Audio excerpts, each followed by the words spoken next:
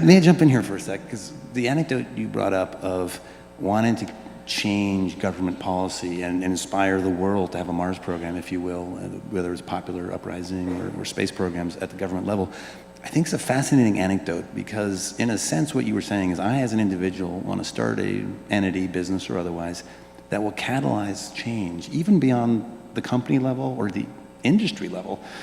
And I see a parallel in other initiatives you've taken on, in that if you look at the goal of Tesla under your leadership, it is to usher the transition to all vehicles being electric, not just the cars that currently are produced by Tesla. And with Powerwall and Solar City, arguably the description is one of ushering in a wholesale shift to renewable energy. Many of the solutions required wouldn't be provided by the companies you're starting. And so as I deal in entrepreneurship as a venture capitalist every day, we see this incredible scope of ambition here that is breathtaking.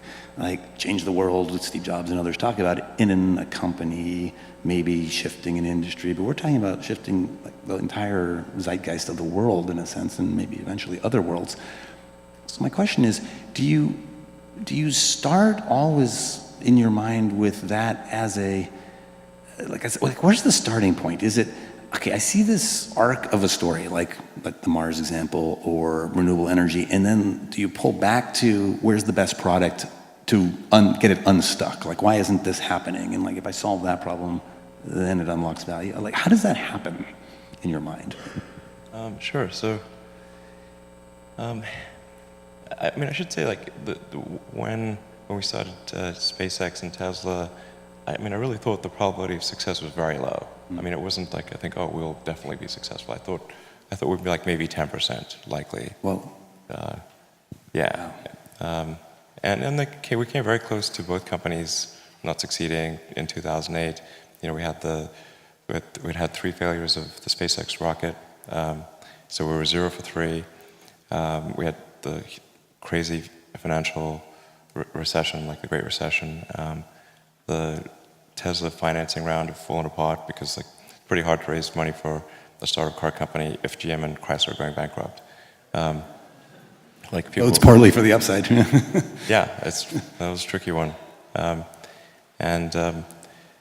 You know, unfortunately, at the end of 2008, the fourth launch, that was the last launch we had money for, worked for SpaceX, and then we closed the Tesla financing round, as you know, Christmas Eve 2008. Last hour of the last day that it was possible.